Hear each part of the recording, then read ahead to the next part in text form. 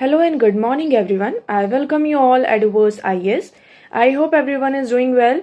So today is 20 March 2024 and we are going to discuss important news and articles from The Hindu newspaper. So let's see what important news we got today to discuss.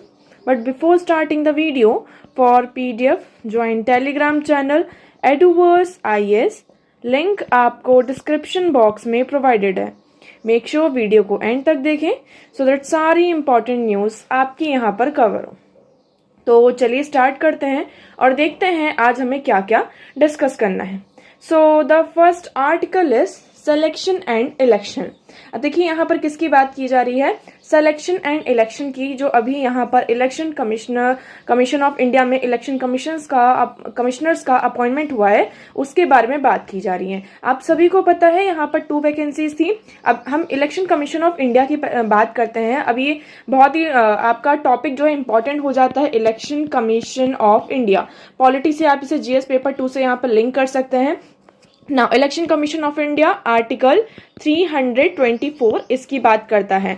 Election commission of India it is a constitutional body. हमारे constitution में mention है कि for the free and fair election, क्योंकि हमारी country क्या है, एक parliamentary democratic country है. तो यहाँ पर इलेक्शन होंगे और वो इलेक्शन फ्री एंड फेयर होंगे. तो इसकी रिस्पॉन्सिबिलिटी किसकी बनती है, इलेक्शन कमीशन ऑफ इंडिया की, to conduct a free and fair election in the country. Okay, states में आपके जो इलेक्शन होते हैं, जनरल असेंबली इलेक्शन होते हैं, पंचायती राज इंस्टीट्यूशन में, और आपके जो लोकल इलेक्शन होते हैं, पूरी रिस्पॉन्सिबिलिटी किसकी होती है, इलेक्शन कमीशन ऑफ इंडिया की होती है. So this is a constitutional body. हमारे कॉन्स्टिट्यूशन के आर्टिकल 324 में इलेक्शन कमीशन ऑफ इंडिया के बारे में यहाँ पर मेंशन किया गया है, बताया गया है.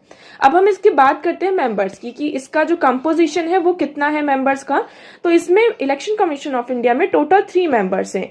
वन है आपके chief election commissioner and 2 other आपके यहाँ पर इलेक्शन कमिश्नर आ जाते हैं. अभी हाल ही फिलहाल में क्या हुआ था, एक जो हमारे इलेक्शन कमिश्नर थे उनका तो टर्म पूरा हो चुका था, कंप्लीट हो चुका था. दैट इज वाई ये वाली जो सीट थी वो वैकेंट थी. सेकंड हम बात करते हैं Piyush Goyal, sorry not Piyush Goyal, I am really sorry for the name. तो उन्होंने क्या किया यहाँ पर, अभी आप लोगों ने देखा था, उन्होंने यहाँ पर रिजाइन कर दिया था. अब आप सभी को पता है कि लोकसभा के इलेक्शन आने वाले हैं और आप इसकी डेट अभी अनाउंस हो चुकी है. बट इसकी डेट अनाउंस होने से पहले ही इन्होंने क्या किया, यहाँ पर अपनी पोस्ट से रिजाइन कर दिया. अब इसका उनके रेजिग्नेशन का, रिजाइन करने का क्या रीजन था, it is not explain eight. तो अभी तक इसको यहाँ पे एक्सप्लेन नहीं किया गया है. Okay, now it is clear. अब हमारे पास क्या था, यहाँ पे 2 सीट जो थी वो वैकेंट थी, खाली थी. अब इन्हें क्या करना, फिल करना था. सो अभी यहाँ पर क्या हुआ है, the quick if not hasty filling up of 2 vacancies in the election commission of India has attracted justified criticism. A multi-member body got 2 new members within days of resignation of Arun Goyal, and an election commissioner who appointed itself came in the midst of the constitution bench hearing for truly independent process of selecting members of the panel. तो अभी यहाँ पर जैसे ही मतलब अरुण गोयल जी ने यहाँ पर अपना रेजिग्नेशन दिया, उसके कुछ दिनों बाद ही हमने देखा कि यहाँ पे जो 2 न्यू इलेक्शन कमिश्नर थे उनका अपॉइंटमेंट किया गया. लेकिन ये बहुत जल्दी नहीं हो गया कुछ. अब इनका जो अपॉइंटमेंट होता है इसके लिए आप सभी को पता है, पहले सुप्रीम कोर्ट का यहाँ पे वर्डिक्ट आता था.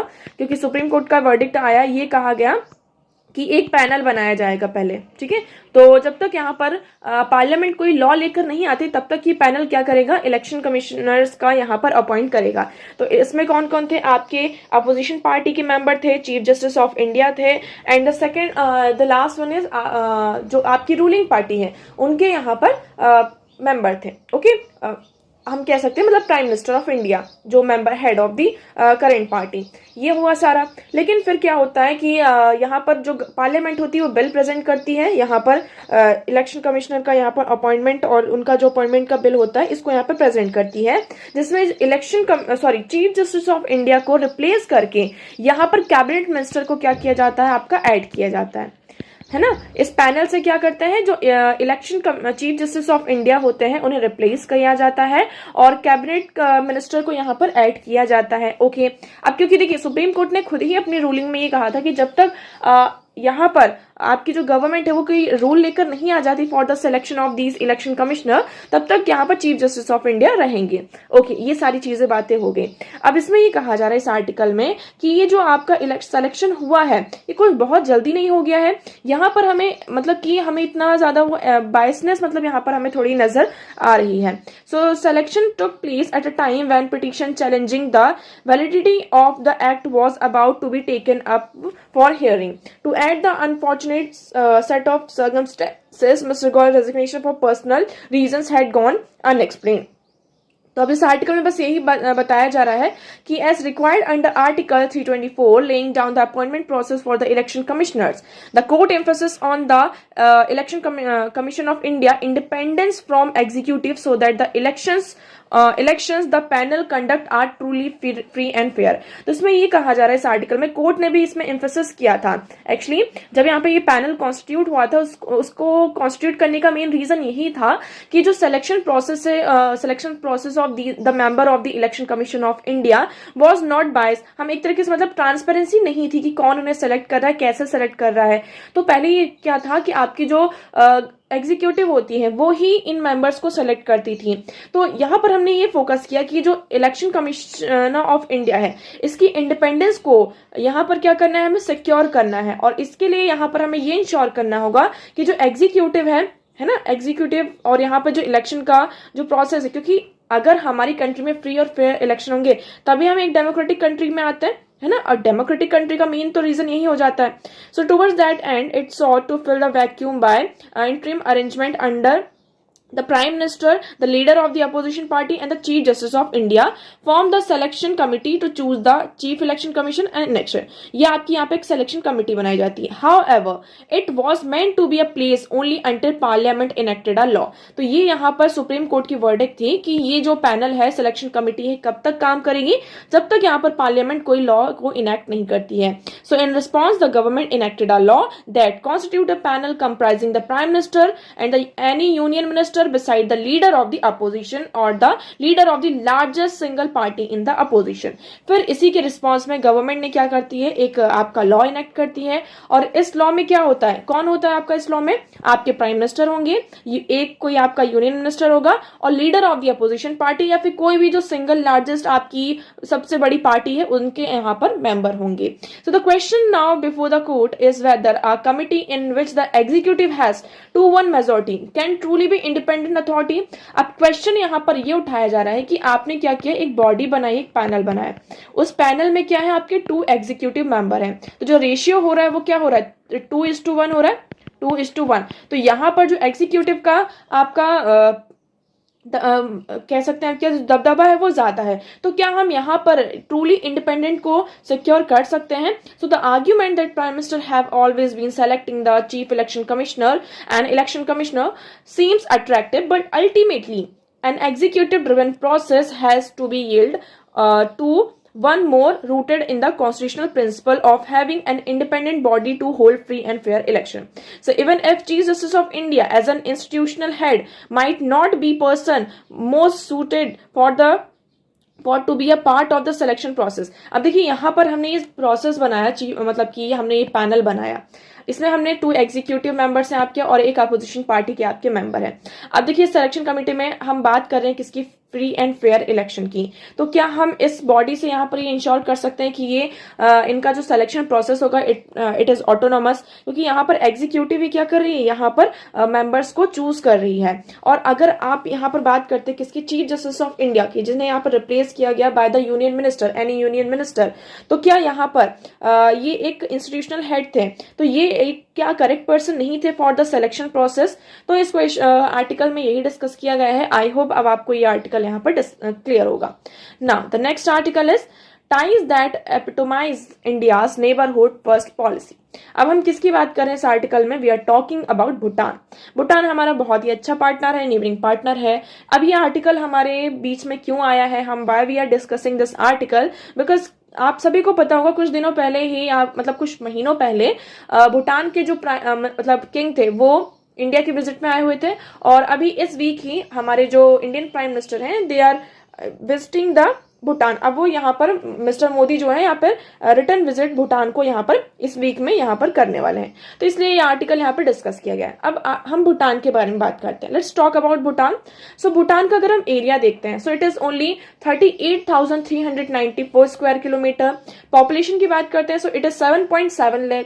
और इंडिया की बात करते हैं, अगर हम we are comparing Bhutan and India, तो अगर हम इंडिया को भूटान से कंपेयर करते हैं, सो इंडिया का जो एरिया है it is 3.28 million square kilometre and the population is 140 crore. Okay, but हम यहाँ पर बात करते हैं कि भूटान और हमारा क्या रहा, सबसे क्लोजेस्ट पार्टनर रहा है। हमारा यहाँ पर 50 सालों से हमारी दोस्ती यहाँ पर चली आ रही है।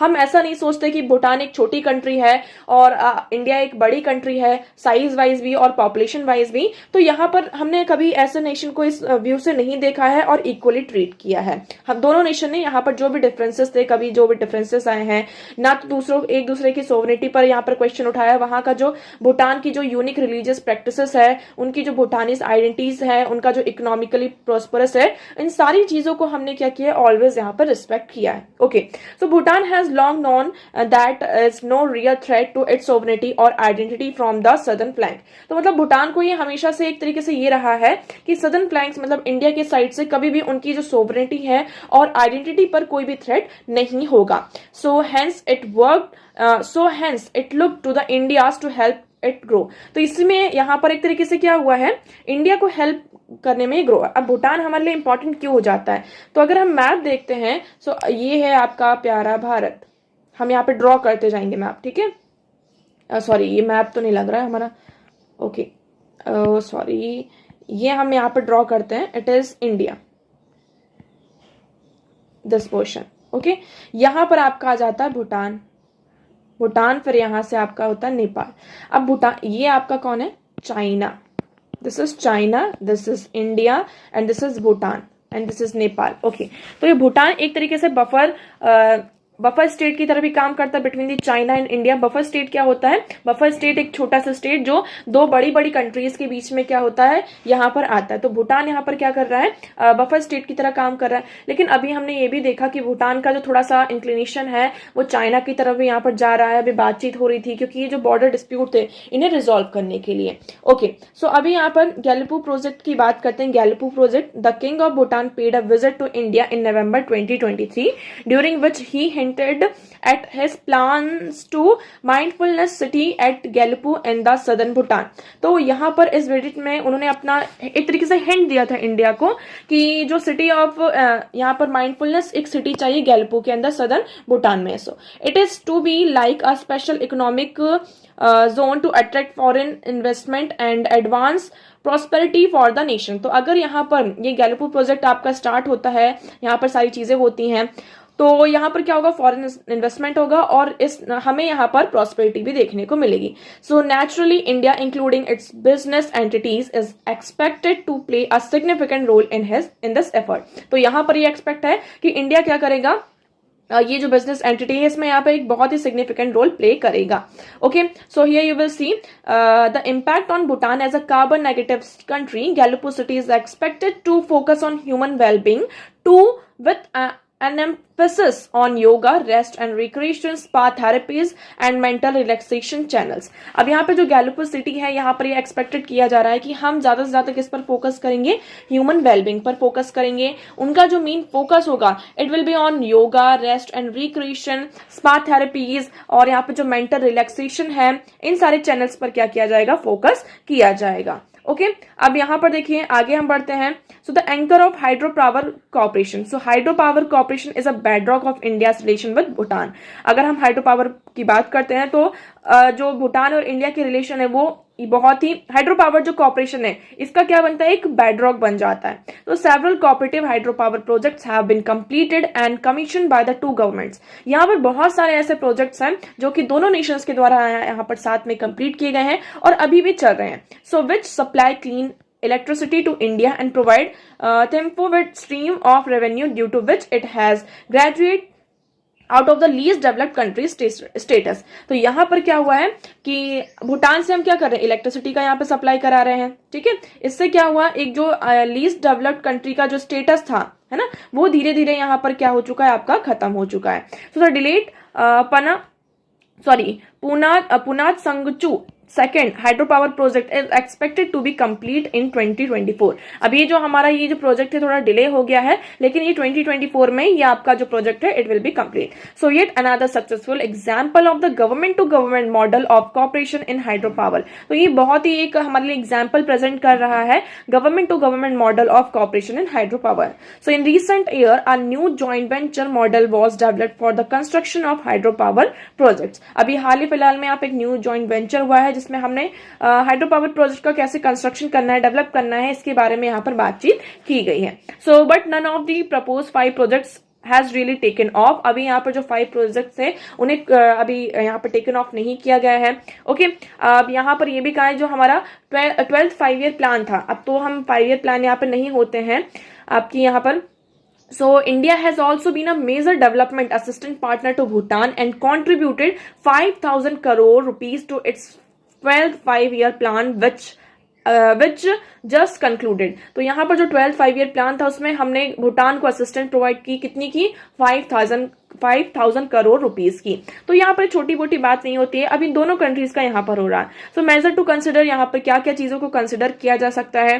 तो देखिए, Jaipur is next to remote parts of West Bengal के पास में है और आसाम के पास में है। अगर यहाँ पर आपका क्या होता है माइंडफुलनेस सिटी का, यहाँ पे ये जो सिटी है इसमें हमें सक्सेस मिलती है, पॉजिटिव आउटकम्स यहाँ पर निकल कर आते हैं, तो इसका स्पिल ओवर जो हमारी आसपास के स्टेट्स हैं लाइक वेस्ट बंगाल की बात कर रहे हैं हम, आसाम की बात कर रहे हैं, तो उनको भी यहाँ पर क्या होगा? बेनिफिट होगा। So it will provide at another example of the win win cooperation between India and Bhutan. Okay, now I hope this article is clear. चलिए नेक्स्ट मूव करते हैं। So the next article is guaranteed MSP is an ethical imperative. अब इस article में किसकी बात की जा रही है? एमएसपी की बात की जा रही है। वैसे इस आर्टिकल में इतना कुछ भी है नहीं जो आपको देखने में यहाँ पर जो इतना हाईलाइट है ना, इतना आपको परेशान होने की जरूरत नहीं है। इस आर्टिकल में बस यही बताया गया है कि अभी देखिए जनरल इलेक्शन पास में आ रहे हैं, अब यहाँ पर फार्मर्स ने इतना ज्यादा प्रोटेस्ट किया है। अब हम एमएसपी की बात कर लेते हैं थोड़ा सा। एमएसपी क्या है? मिनिमम सपोर्ट प्राइस, जो कि गवर्नमेंट के द्वारा यहाँ पर दिया जाता है। इस आर्टिकल में यह डिस्कस किया गया कि मिनिमम सपोर्ट प्राइस को यहाँ पर जैसे कि डिमांड कर रहे थे हमारे फार्मर्स की, उन्हें उसे एक लॉ बना दिया जाए, क्योंकि फार्मर्स क्या हो जाएंगे? सिक्योर हो जाएंगे। लेकिन देखिए, जहां एमएसपी में आपको फायदा मिल रहा है एक तरफ से, दूसरे जो हमारे स्मॉल मार्जिनल फार्मर्स होते हैं उन्हें यहां पर इसका लॉस भी होता है। कैसे लॉस होता है? इसका जो एमएसपी का बेनिफिट होता है सिर्फ वही जो आपके पंजाब साइड के जो फार्मर्स है, जो पैडी और वीट का यहाँ पर प्रोडक्शन ज्यादा कर लेते हैं, उन्हें यहाँ पर ज्यादा मिलता है। एमएसपी की बात करते हैं, मिनिमम सपोर्ट प्राइस, ये आपकी जो 23 क्रॉप्स है, इसेंशियल क्रॉप्स, इस पर अनाउंस होती है। लेकिन सिर्फ मिलती किस में है? 2-4 क्रॉप्स पर ही मिलती है। मतलब कि हम पहली बात तो इतना ज्यादा प्रोडक्शन ही नहीं करते हैं जितना उसमें दिया गया है, और करते भी हैं तो जो हमारे बड़े बड़े फार्मर्स होते हैं उनको यहाँ पर इसका मेन फायदा मिलता है। पहले हम थोड़ा सा एमएसपी के बारे में समझते हैं। What is this MSP? So MSP is a minimum support price which is given by the और which is set by the हमारी गवर्नमेंट के द्वारा इसको सेट किया जाता है। ये क्या होता है? फॉर एग्जाम्पल, आपका जो फार्मर, यहाँ पर फार्मर है, उन्होंने प्रोडक्शन किया, उन्होंने 10 आप कह सकते हैं 10 एकड़ के लैंड में उन्होंने गेहूं का बहुत ज्यादा यहाँ पर वीट का प्रोडक्शन किया, मार्केट में गए। अब कभी कभी क्या होता है मार्केट में, आपने ये मार्केट का रूल ही है कि अगर चीजों का यहाँ पे सप्लाई ज्यादा हो रही है तो उसकी डिमांड क्या हो जाती है? कम हो जाती है। डिमांड कम हो जाती है तो उसका प्राइस हमें क्या करना पड़ता है? कम करना पड़ता है। ओके, और अगर यहाँ पर सप्लाई कम होती है, मार्केट में चीजें कम होती हैं, तो उसका डिमांड भी यहाँ पर बढ़ा रहता है, मतलब एक एक्यूरेट डिमांड होती है और प्राइस भी यहाँ पर स्टेबल होता है। ओके, तो अब फार्मर ने फॉर एग्जाम्पल यहाँ पर बहुत अच्छी खेती कर ली, उनका प्रोडक्शन बहुत अच्छा हुआ, लेकिन वो इसका डिमांड मतलब सप्लाई ज्यादा हो गई तो डिमांड मतलब सप्लाई ज्यादा हो गई तो उस चीज की डिमांड कम हो गई, डिमांड कम हो गई तो जो उनको यहाँ पर बेनिफिट मिलना चाहिए था वो बेनिफिट नहीं मिला। ओके, अब इसमें यहाँ पर क्या हुआ? फार्मर्स को क्या होता है? लॉस होता है कि मतलब उन्होंने जितना यहाँ पर इसको प्रोडक्शन में यहाँ पर लगाया, पानी जितना भी उनकी मेहनत थी उतना प्राइस तो उन्हें नहीं मिला यहाँ पर। अब यहाँ पर क्या किया जाए? फिर गवर्नमेंट आती है, उन्होंने कहा कि हम एमएसपी लेंगे। एमएसपी होता है मिनिमम सपोर्ट प्राइस। आप क्या करिए, जो भी आपने प्रोडक्शन किया है आप गवर्नमेंट को सेल करिए। गवर्नमेंट यहाँ पर उसको 10 रुपए केजी, 15 रुपए केजी, जो भी यहाँ पर रेट है, मार्केट रेट से यहाँ पर थोड़ा सा हाई रेट ही देती है या फिर मार्केट रेट से इक्वल का रेट होता है यहाँ पर। और यहाँ पर गवर्नमेंट क्या करती है? परचेस कर लेती है और उस फूड ग्रेन्स को यहाँ पर प्रोक्योर किया जाता है बाय द गवर्नमेंट। ठीक है, अब फार्मर्स भी यहाँ पर फ्री हो गए, यहाँ पर उन्होंने डायरेक्ट गवर्नमेंट को बेच दिया, उनको यहाँ पर जो मिलना चाहिए था, उनका जो दाम मिलना चाहिए था वो यहाँ पर मिल जाता है। अब गवर्नमेंट क्या कर रही है इन फूड ग्रेन्स का, तो गवर्नमेंट यहाँ पर जो वेरियस आपके स्कीम्स लेकर आती है फ्री, जिसमें फूड ग्रेन्स को आपका डिस्ट्रीब्यूट किया जाता है, लाइक फ्री डिस्ट्रीब्यूशन सिस्टम। तो इन तरीके, और जो हम बात करते हैं फॉर इमरजेंसी के टाइम पर अगर हमें फूड ग्रेन्स की जरूरत पड़ी तो हम कहाँ से लेकर आएंगे, तो उसके लिए यहाँ पर गवर्नमेंट क्या करती है, फूड ग्रेन्स को प्रोक्योर करती है। आई होप आपको इतना यहाँ पर क्लियर होगा व्हाट इज एमएसपी और ये कैसे यहाँ पर चलता है। तो इससे फार्मर्स को भी नुकसान नहीं होता, लॉस नहीं होता है, और मार्केट में यहाँ पर चीजें सुटेबल रहती हैं, और जो प्राइस होता है वह स्टेबल होता है, और आप क्या कह सकते हैं, फार्मर को भी सुटेबल प्राइस मिल जाता है, गवर्नमेंट को भी यहाँ पर मिल जाता है, सारी चीजें। अब इस आर्टिकल में ये डिस्कस किया गया कि एमएसपी अभी क्या था, आप सभी को पता है कि हटा दिया गया था। अब फार्मर्स डिमांड कर रहे हैं एमएसपी को फिर से लेकर आया जाए। सो एक बार हम फिर से देख लेते हैं। तो देखिए यहाँ पर 23 आपकी जो क्रॉप्स हैं वो कवर होती हैं, लाइक पैडी, ज्वार, बाजरा, रागी, मेज, अरहर, मूंग, उड़द, कॉटन, ग्राउंडनट, सनफ्लावर, सोयाबीन, सीसम, निगर सीड्स, वीट, बार्ले, ग्राम, मसूर। तो ये आपको यहाँ पर, ये this is not 22, it is 23, आपको यहाँ पर ये याद रखना है। अब देखिए हम किसकी बात कर रहे थे यहाँ पर, so it is announced by the government on the basis of recommendation of commission for agriculture cost and prices। तो CACP जो आपका है, commission for agriculture cost and prices, इनके द्वारा रिकमेंडेशन दी जाती है। और ये आपकी जो सोइंग सीजन होती है, जब यहाँ पर हम सोइंग सीजन से पहले क्या करते हैं, एमएसपी को अनाउंस कर देते हैं। ठीक है, और इसकी जो रिकमेंडेशन होती है उस बेसिस पर गवर्नमेंट एमएसपी को अनाउंस करते हैं। तो the idea of MSP was first propose in 1996 and was inspired by the green revolution. यहाँ पे ग्रीन रेवोल्यूशन से इंस्पायर्ड होकर, क्योंकि जब ग्रीन रेवोल्यूशन हुआ था तो बहुत ज्यादा यहाँ पे प्रोडक्शन हो गया था।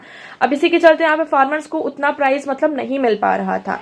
Okay, so the government is in charge of maintaining the minimum support price to keep a lid on important agriculture commodities each year equally affecting both the kharif and rabi crop. तो इसमें हम क्या करते हैं, जो खारिफ एंड राबी क्रॉप पे अगर कोई प्रॉब्लम आती है, अब देखिए अगर एक साल बहुत ज्यादा प्रोडक्शन हो गया लेकिन दूसरे साल क्या हुआ, यहाँ पे फेमाइन आ गया, सूखा पड़ गया, तो अब क्या करेंगे, तो इसके चलते यहाँ पे एमएसपी को लेकर आया गया था। सो ये यहाँ पर एक टाइप ऑफ इंश्योरेंस है, ये कोई लॉ वगैरह नहीं है, ये टाइप ऑफ इंश्योरेंस था, लेकिन फिर इसको खत्म किया गया था, आप सभी को पता होगा।